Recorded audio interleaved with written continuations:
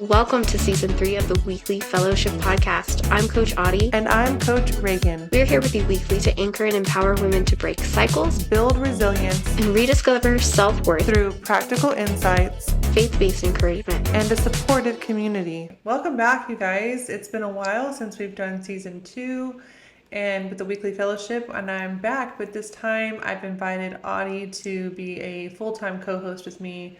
And it just feels more conversational and relaxing, and we're just going to have some fun with you guys. Still getting into deep topics, still really trying to support the wholeness of you and your mindset and your heart and your emotions, but just in a really relaxing and conversational way with Audye Gonzalez. We're glad you're back. Yay! Thank you, Regan. I'm excited. I think this is going to be really fun. Me too. Let's get started. I think it'll be a little unhinged, maybe. Sorry, what? I was just saying, it might be a little unhinged, maybe, but in a good way. I think we're just gonna loosen up as we go along, and it'll just be great. I'm excited. Yeah, absolutely.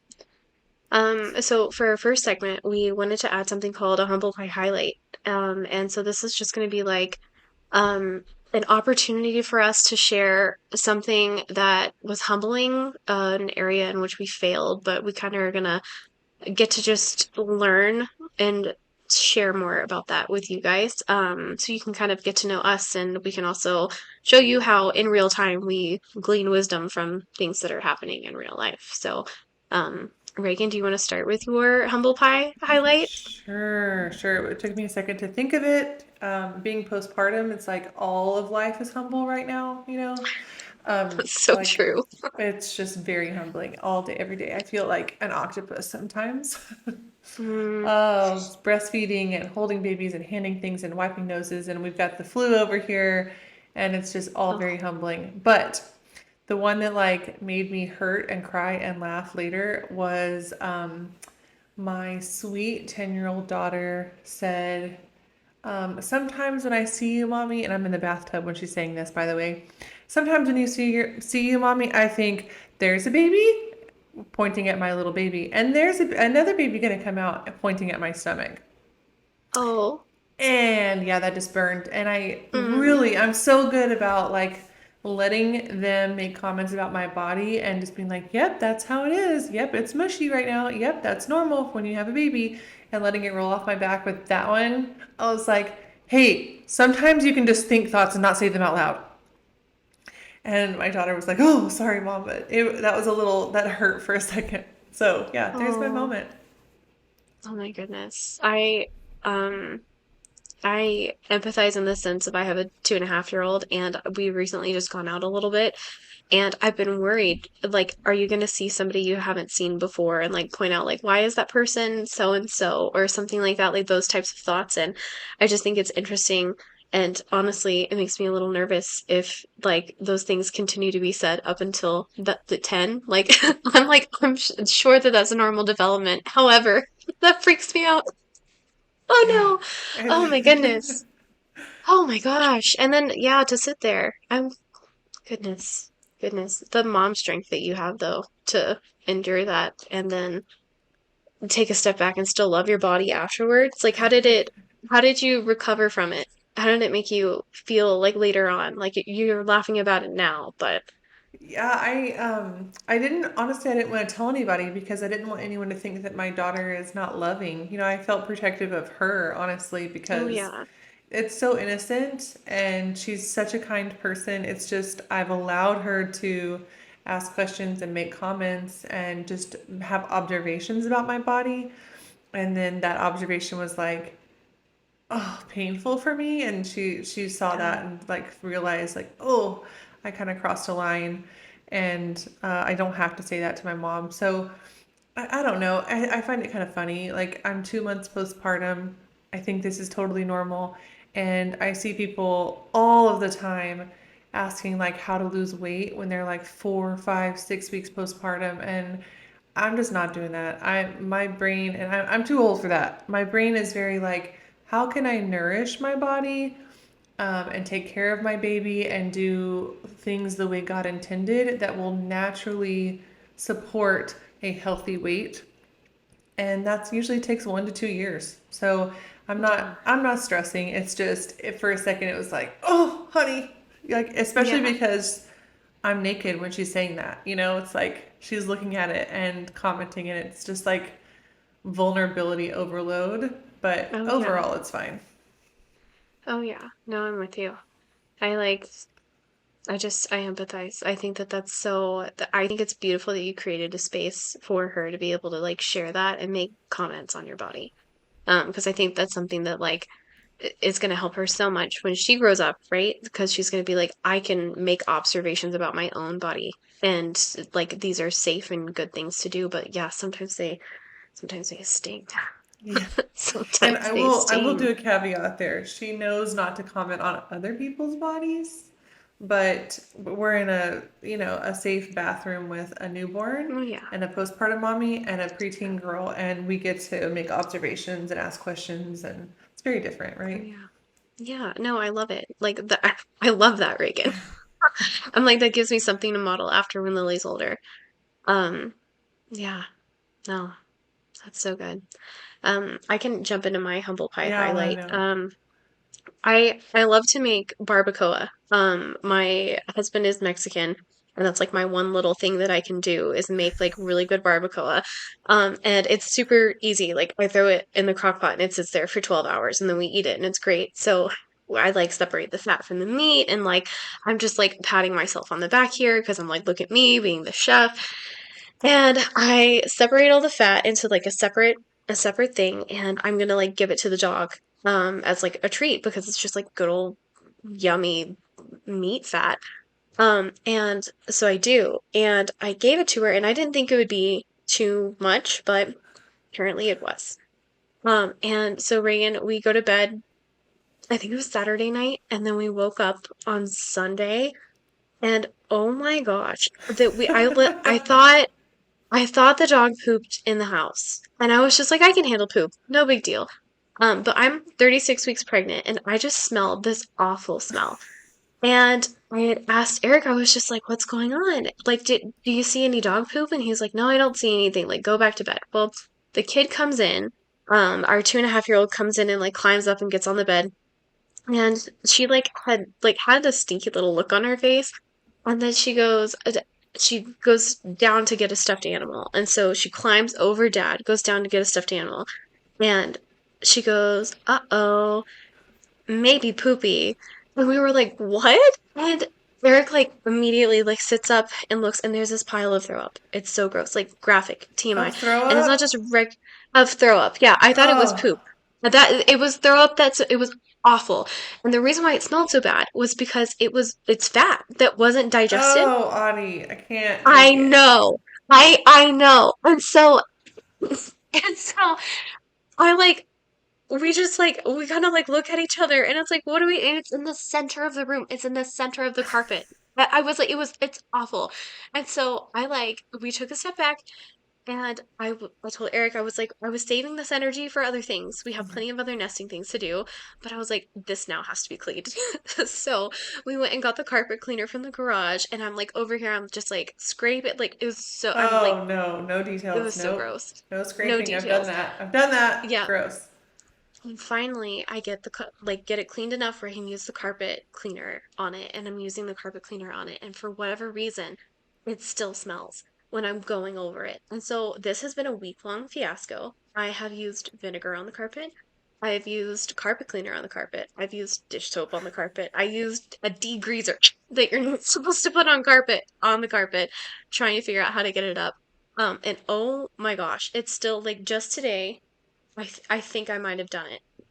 And Really? it's been 3 days of trying to figure out how to do it.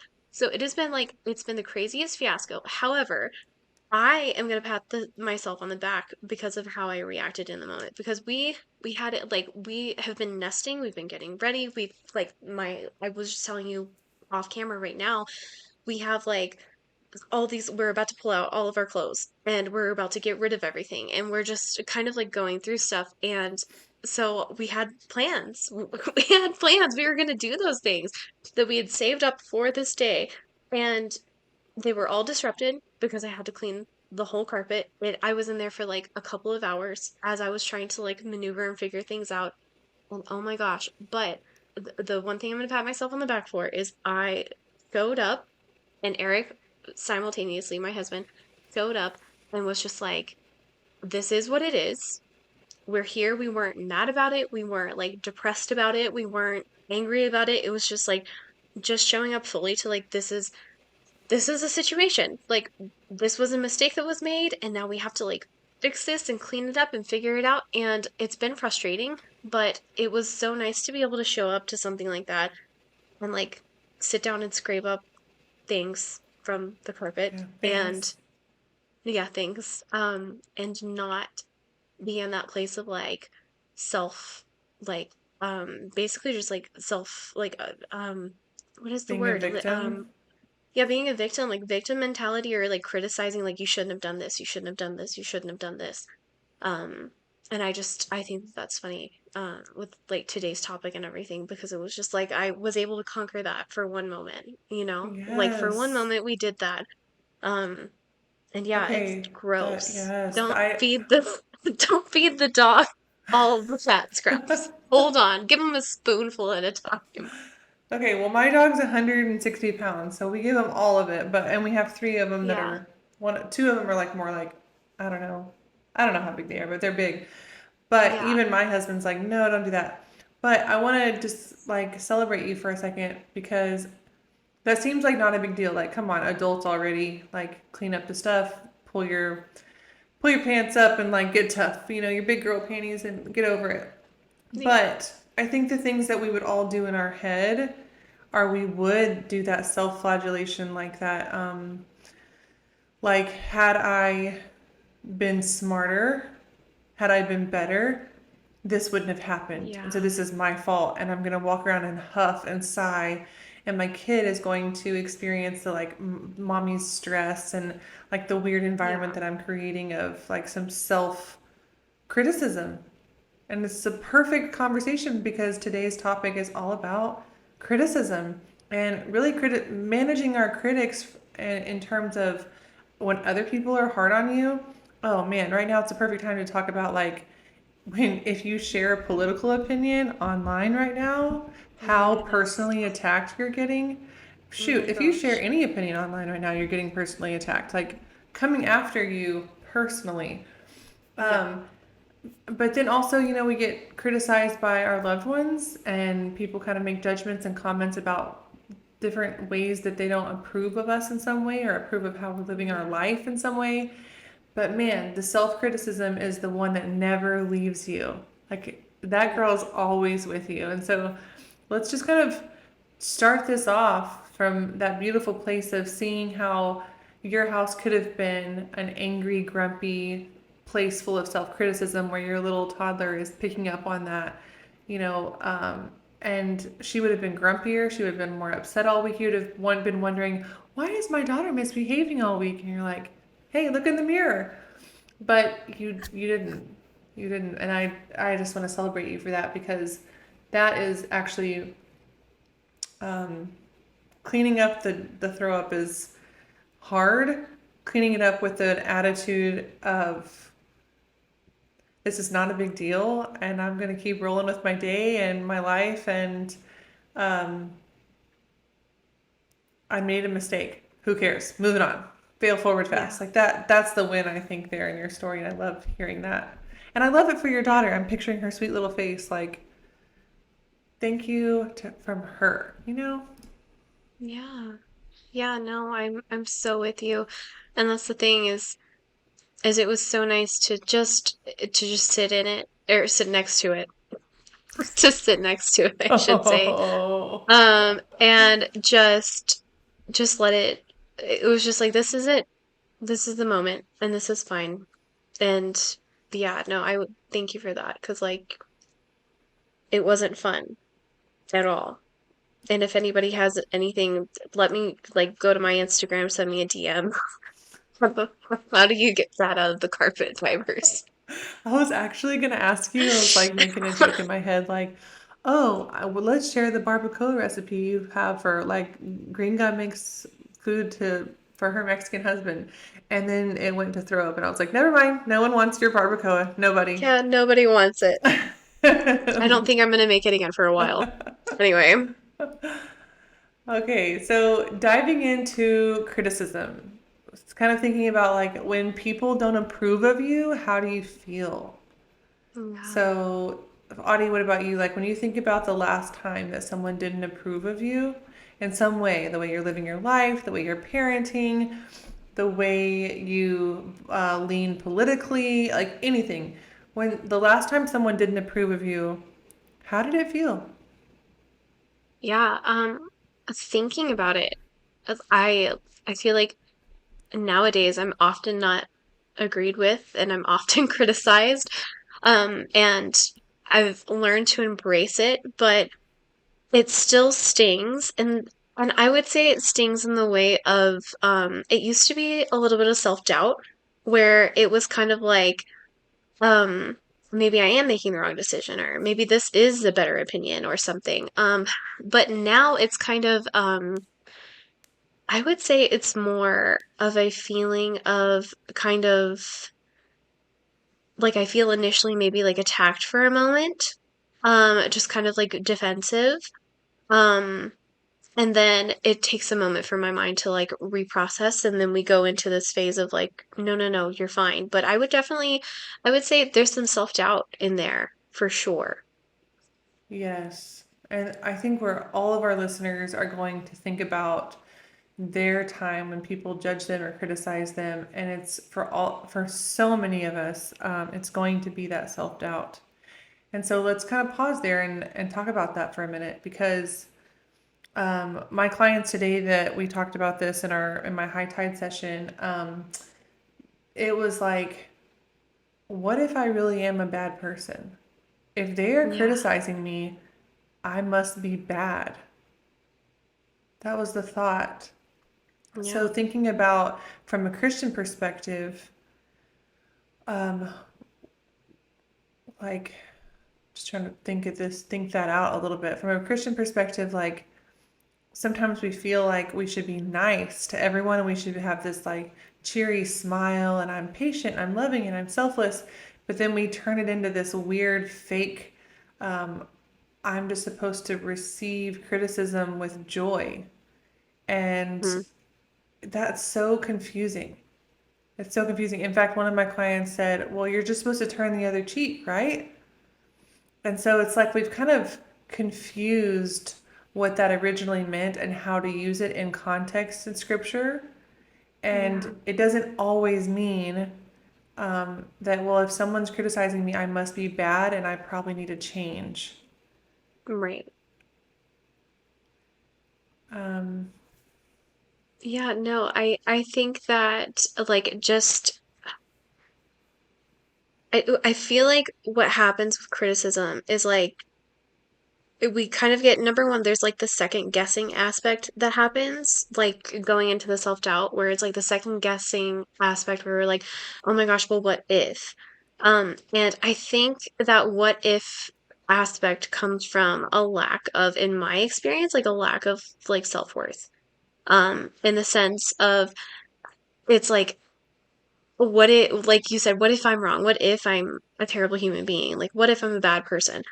But we have been taught to constantly second guess and to constantly take the opinions of others. And I mean, that's the way I was taught growing up. That's the way I was raised is we take feedback or that's what I saw. And it wasn't like we're gonna listen to our heart and our desires and actually like have a conversation with God and like hear what we're gonna hear from the scriptures and take all of that and inform our own selves. It's we need to take what we see as like these from these holy role models, which some of it might be good, but some of it might be bad. Like, for instance, like a friend or a family member lives a certain way, and like that's great. And we love that. That's so good. But not everything that they do is going to align with us. And so I think it goes back to, um, like I said, self-worth and just do you believe what you believe? yeah, and so when you say self-worth, we're talking about that non-negotiable value that each person has that's given to us by God and that can't be taken away no matter what we do or how we live. And I'm not condoning sin, that's very different. But even Yeah. in sin, I still have value according to my Father in heaven. Oh, yes. And that's that self worth that we're discussing. So our self worth, if it's shaky, if it's low, if we haven't built it, and you and Hmm. I both individually built ours through a coaching program in the women's school where we really spent an entire Yeah. chapter just building and working and healing our self worth.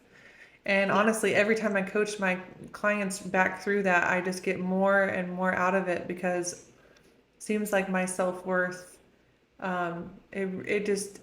life does a lot to really try to break it and make me think Yeah. that God doesn't actually think I'm valuable. So when Wow. someone criticizes, um, and they, even if it's like a really bad, what if someone's like, man, you're a bad person. You're like the villain in my story. You were mean to me, or you were this, or you were that. Is it possible to be in the right if you are a villain in someone else's story? Oh my gosh. What a question, Reagan. What a I mean, box to open. Yeah, no, and I think you'd agree with me. I think it's fully like with reality, with perspectives, with different belief systems. Of course, I think there's going to be those that are, yes, might be a villain in your story, but I'm not actually the villain if you're coming at it from my direction. Um, I that is such a tough one. Like I want to volley that back to you. Like what are your thoughts on that? Because I totally think yes, you can you it could be true, it could be false. I feel like it's a matter of perspective, but I think that is our job to number one, when we receive such a harsh criticism, to like take a step back and say, number one, where's the place I'm receiving it from? Like who's giving this to me? And very much step into their shoes and look at that from their lens.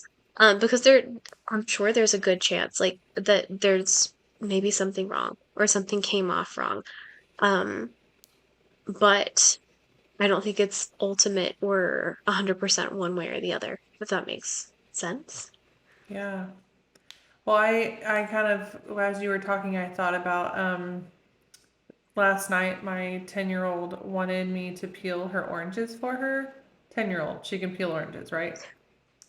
And I'm rocking the baby, and I just put oil protocol on my son's back because he's got the flu, and like I'm like, you can do it, and but we have preteen hormones in the house, and so because I Mm. did not peel her oranges, I was like the worst mommy ever for like 45 minutes in her mind. You know? Oh, I mean, I poor was. thing. I know. I And was. poor I was you. just a horrible mom. And I'm like, hey, you can feel your feelings about that. Is there anything I can say to make you feel better? But I'm not peeling your oranges for you right now. Like I understand. Like there are times that I will just spoil you and lavish you with. I'll do that, but now is not one of those moments. Yeah. And I was totally the villain. And so now that I'm thinking about it, I'm like, no, I did nothing wrong. I was my consistent mother, but to my daughter, I was a villain for like 45 straight minutes. And so, and think about when I go to people pleasing too. I'm a recovering people pleaser, and when I first started telling my family members things like no, which was something I had never said before. Yeah. No, we won't be attending, but thank you for the invitation. Oh, they thought I was a Mm, villain. And that yeah. may sound totally normal to a lot of people like, "What? What do you mean?" Or some of our Yeah. listeners might be thinking, "That is so mean for you not to go to every event they invite you to." But Yeah. a lot of people in dysfunctional families or dysfunctional relationships, you will become the villain if you ever say no to them. And Yeah. so I think really looking at your own conscience and, having a good relationship with God so that you can really be forming that conscience regularly and letting Him inform you so that you can decide, like, each day if your choices are aligning with His will and if you're being a good person. But Mm-hmm. then if someone wants to make you out to be the villain when you know you're doing what's best and it's in alignment with his will, Yeah. then they can think that. They have the freedom. They have free will. They can think that. Yeah. My daughter can think that. No, I'm with you. I think it's that's such a good point to bring up because that's very true. I mean, 2.5-year old, like we don't have the hormones, but we don't have the logic upstairs yet. We have some And similarities, so toddlers and yes, teens. we have some similarities. And so I can totally see that. I was the devil earlier today because I wouldn't let her have a cookie first thing in the morning. However, um that eventually she forgets and eventually that changes. But I think it's interesting to bring up the concept of the family dynamic because there are boundaries that you have to set. There are things that you have to change with like families, with yourself, with your husband. And I think one of those one of those pieces, like there was a time where my mental health was very bad. I was very newly married. And I'm looking over, it was like it happened in my living room actually, where my husband had gone to therapy and I had been off the rails, just not okay. And he was like, honey, he was like, you cannot act this way. You cannot treat me this way. We cannot keep doing this. Something has to change. And he was the villain. He was very much the villain. But because of that, because of his love and like standing up and saying like, no, we're not going to do this, it sent us on a like this whole growth path. And so the last 3 years now I'm the villain most of the time. Now I'm like, you're not going to treat me this way. Not necessarily with him, but like with other relationships or setting boundaries, saying no, etc. Um, I think that it's so interesting how just like that one little act of love, like will just it snowballs. Um, Yes.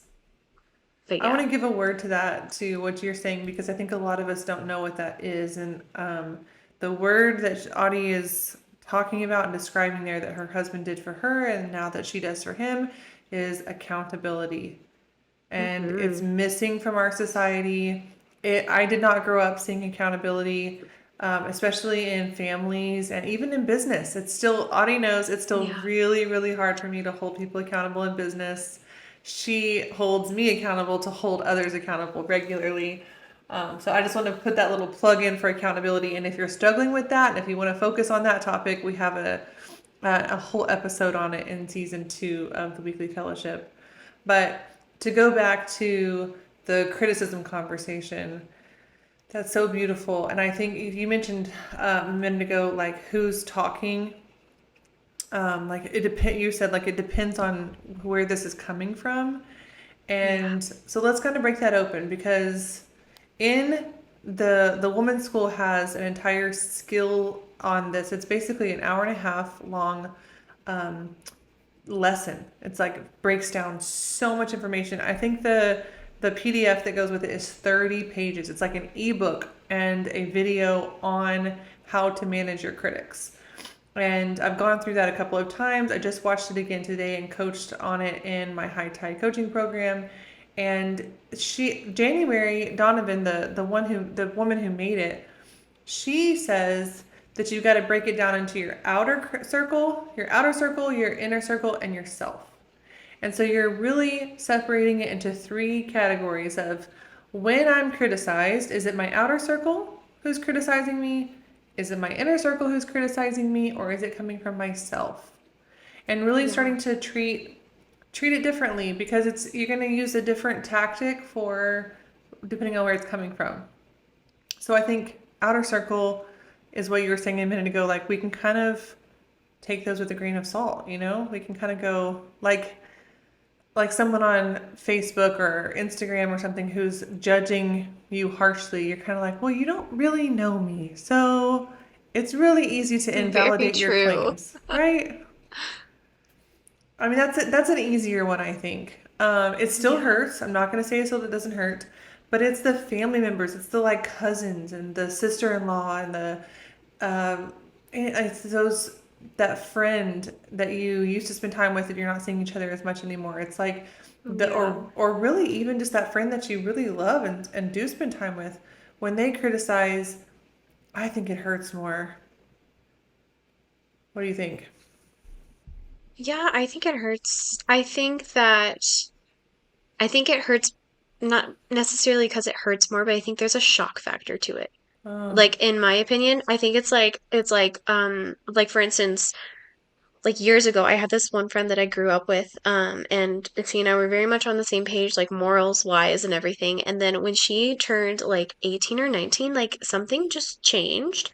I don't know what changed, but it was just very odd because I had posted something, and she commented underneath it the opposite of like you're so close-minded, kind of like you think like you're missing this whole piece and you need to have this enlightenment and like it was oh, wild.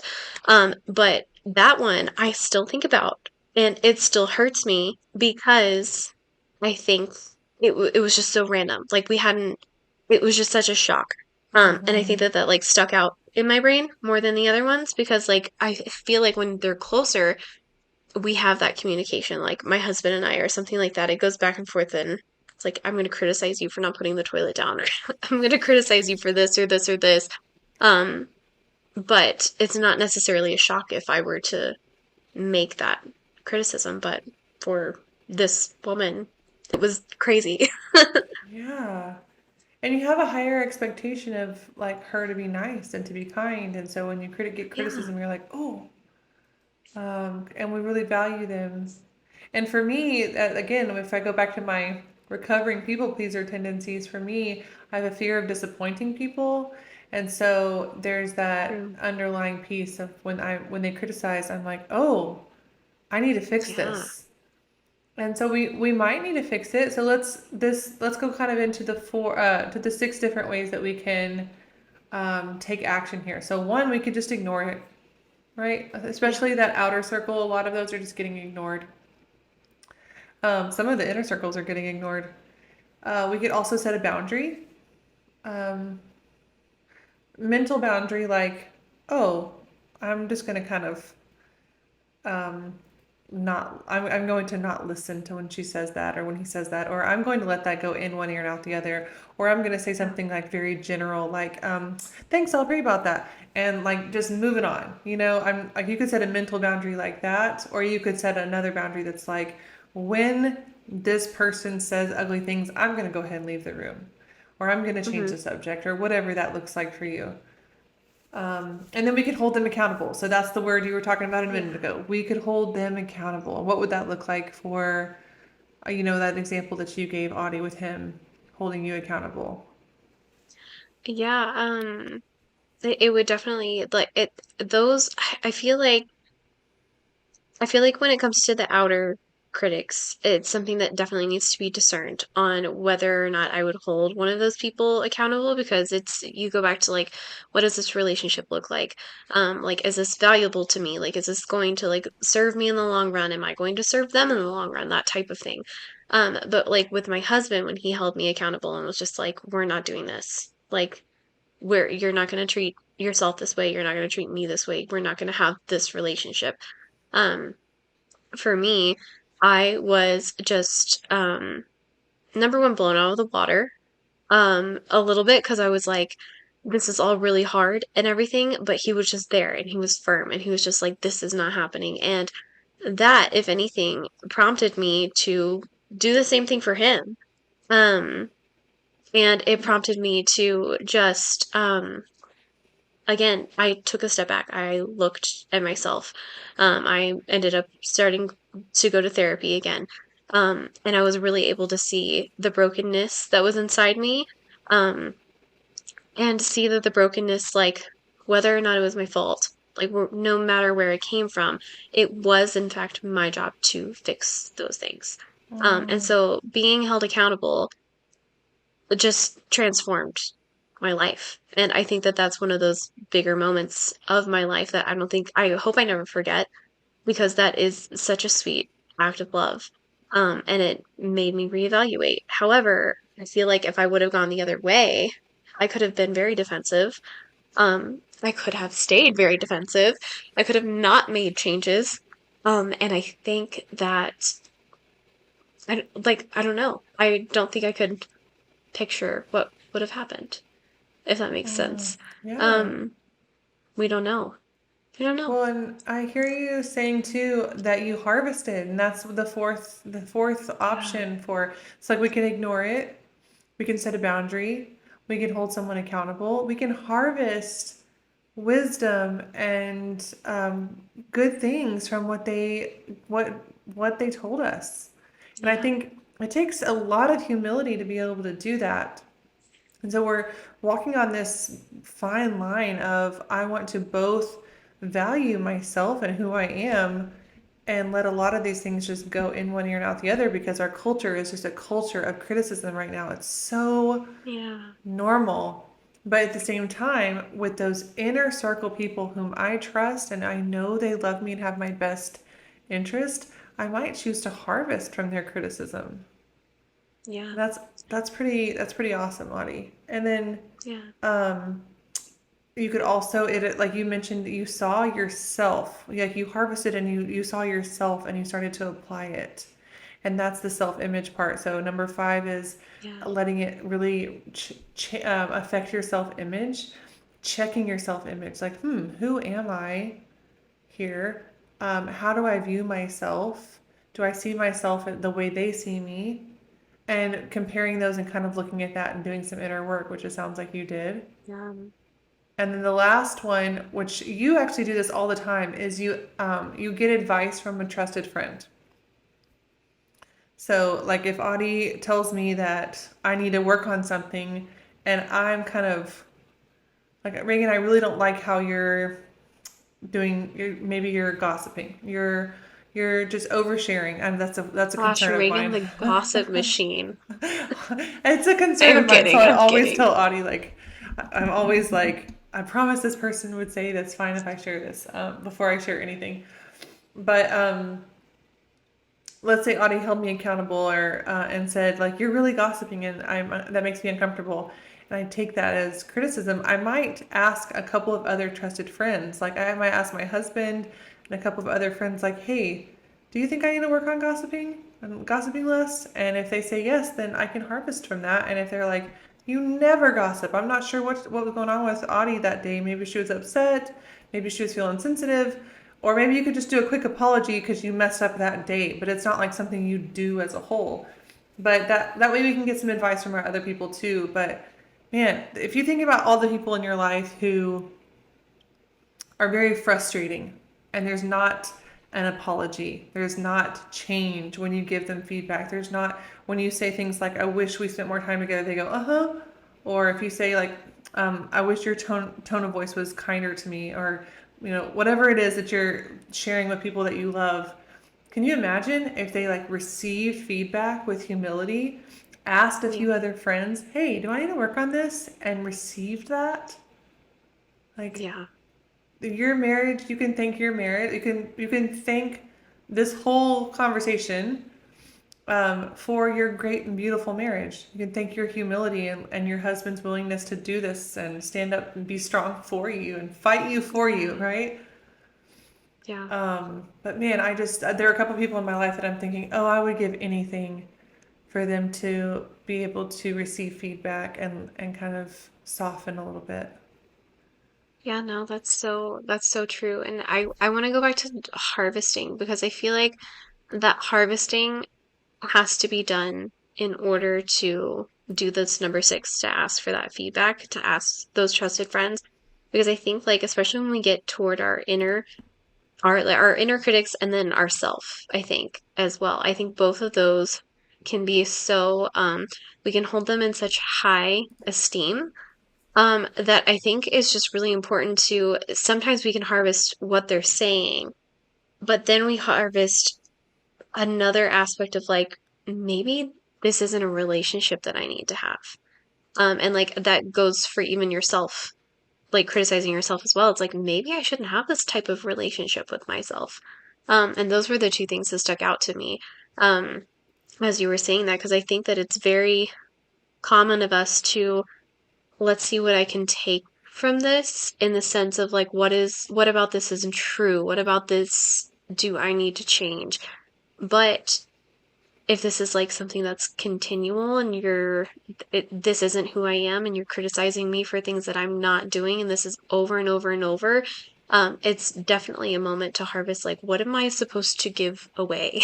Like, what am I supposed to step back from? That's so true. That is so true, and that's really the overarching, or I guess underlying theme of managing critics. And again, this is in the skill school, but she breaks down so beautifully how we have two choices when we're criticized. We can grow from it, or we can grow in fear from it. And when we Hmm. grow in virtue, the virtue that we grow in is courage, because it takes courage to do what you're saying. It takes courage to set a boundary with someone that you like and that Yeah. you've been spending time with forever. It takes courage to say, "Oh, no, no, I'm not going to share my dream with someone who's going to smash it." Nope. When she asks about, Yeah. like, what are y'all going to have more kids? You say, "I'm not sure." You don't say, "We've been trying for 3 years," and then you talk about it more with that person. You know what I mean? Like, Yeah. you start protecting, you start setting boundaries with people who are unsafe and being honest about what kind of a person they are. Um, Hmm. and that is, we talk about this all the time in the Rising Tide Fellowship, but that is where suffering actually gives us an opportunity to grow in virtue. And so if we look at every time we're criticized, oh, we have an opportunity to grow in virtue right here. Hmm. And the virtue is courage. Courage. Yeah. And it takes courage to do everything you're saying. Absolutely. On the flip side, I know I've done this before, but on the times that I did not respond with growth to criticism, and really for me it's self criticism a lot, because I in 2025, one thing I'm really working on is just being less afraid to be seen and to be criticized, because I've actually been protecting myself from this for so many years, because my own self criticism is so high that Hmm. I have been like making myself and my business and my life smaller so that you don't get a chance to see me, because if you saw me, you might not like it.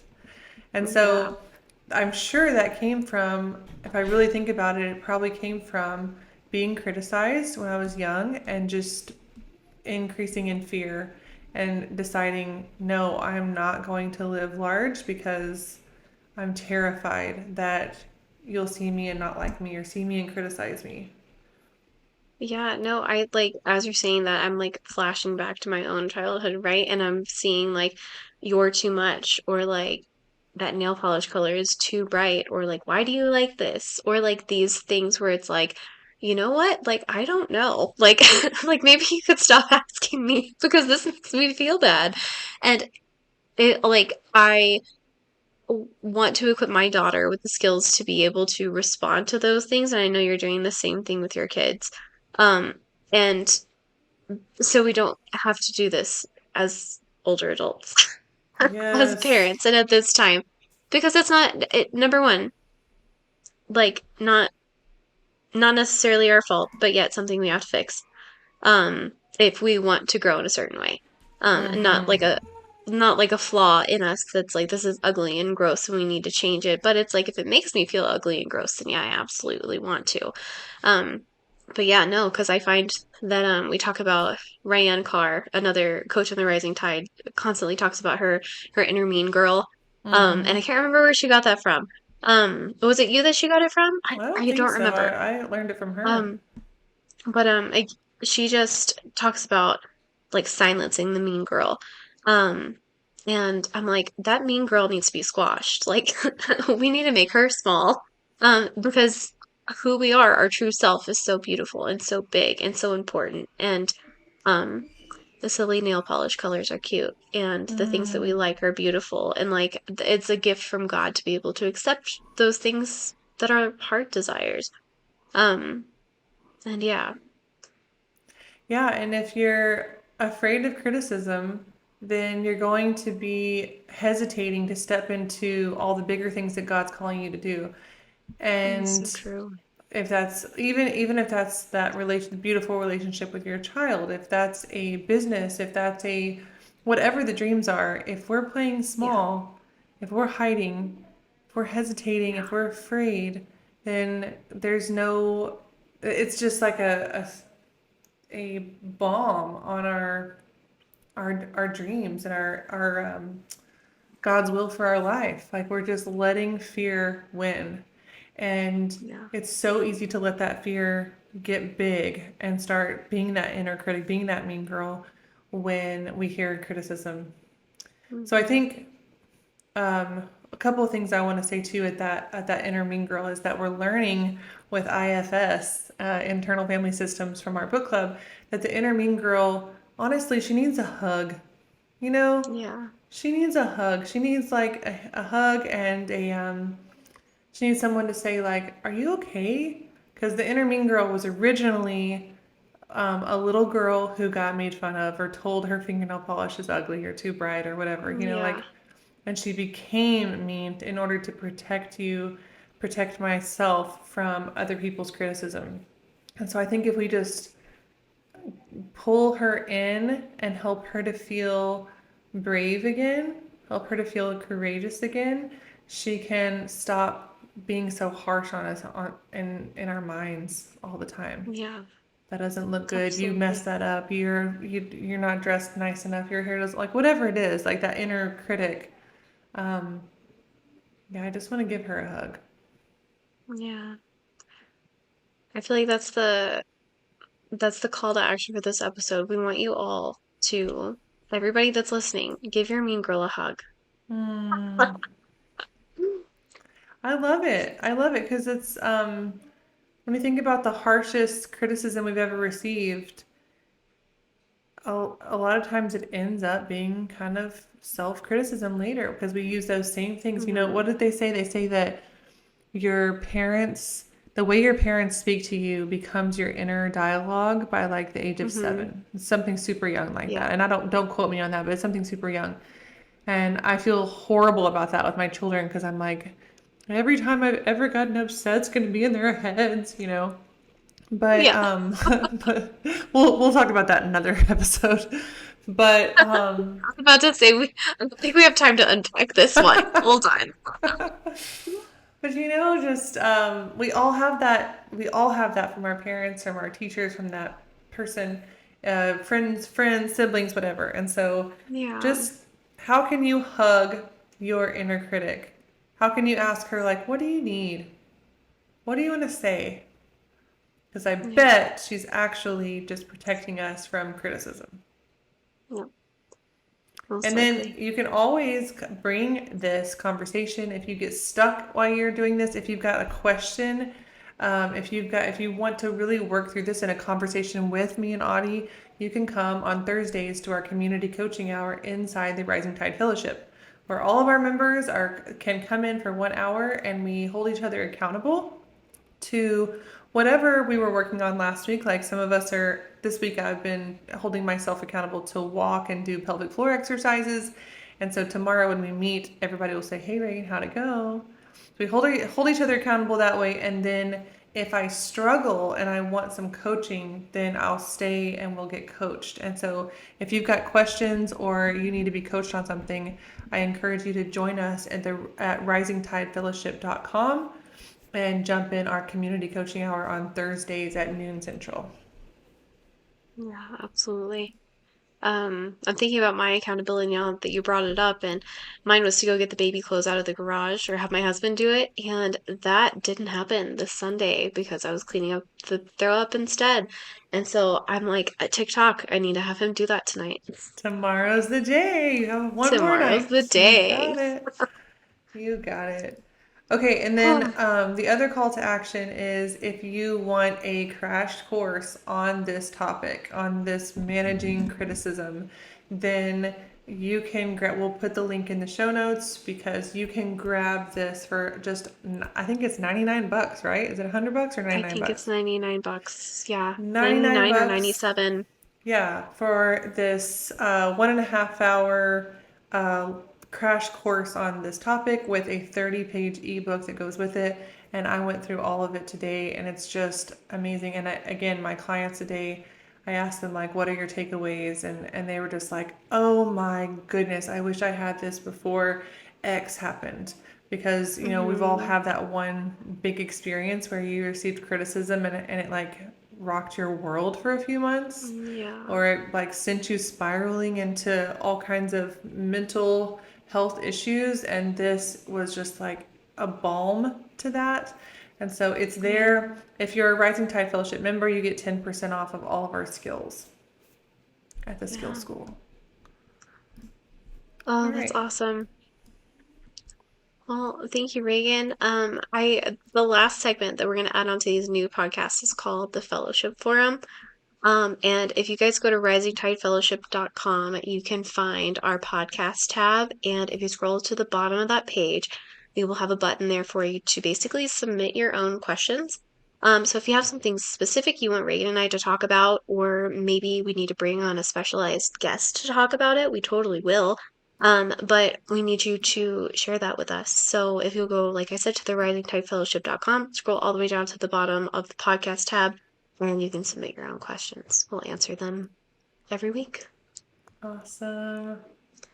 Awesome. Thank Cool. you, Audie. Thank you, Reagan. This was fun. It was. Thank you so much for tuning in to today's episode of the Weekly Fellowship Podcast. If you'd like to work with Reagan, you can learn more about her on her website at reaganclementcoaching.com. And if you'd like to work with Audie, you can find her at audiegonzalez.com. Season 3 is sponsored by the Rising Tide Fellowship, an online community for faith-filled women looking for growth. You can learn more about our mission at risingtidefellowship.com. If you want to go fast, go alone. If you want to go far, go together.